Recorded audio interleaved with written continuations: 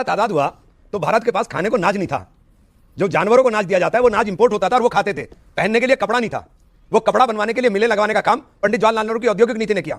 देश के अंदर खाद्यान्न के अंदर अपने आप को आत्मनिर्भर करने के लिए बांध का निर्माण किया। भाखड़ा नेकल बांध विश्व का सबसे बड़ा बांध नेहरू जी को अयाज कर दिया इन लोगों ने। एक मिनट साहब, भाखड़ा नेकल बांध बना करके खड़ा किया, एम्स बनाए। और जब ये लोग पैदा भी नहीं हुए थे, हम लोग पैदा भी नहीं हुए थे, उन्होंने जब सपना देख लिया था चंद्रयान का, और चंद्रयान का सपना उस वक्त देख करके खड़ा किया। देखा उन्होंने, किया पूरा मोदी जी ने। समय तो मोदी जी ने आते ही थोड़ी पूरा कर दिया।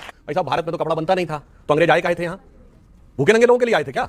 धागा का मलमल, भारत का कपास, भारत के सूत के कपड़े, आप जाके पढ़िए।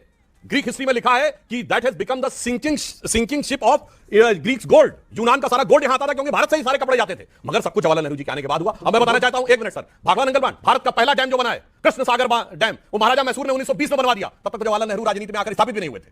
मैं आपको बताना चाहता हूं, भारत का जो पहला हाइडल पावर प्रोजेक्ट है, शिव समुद्रम पावर प्रोजेक्ट, 1892, जवाहरलाल नेहरू 3 साल के थे। आपको पता है दुनिया में यूरोप के बाहर अगर पहला शहर था जिसमें स्ट्रीट लाइट आई, वो बेंगलुरु 1902 में, जवाहरलाल नेहरू 13 साल के थे। अब मैं बताना चाहता हूं, Indian institute of sciences Bengaluru का बना 1916 में। मिंटो आई हॉस्पिटल, दुनिया का पहला हॉस्पिटल, बेंगलुरु में 1913 में बना। अब अगर आपसे यह भी बताना चाहूं, भारत में सीवी रमन को नोबेल प्राइज मिल गया 1930 में, और सब कुछ करवाए सिखाया जवाहरलाल नेहरू ने 1947 के बाद।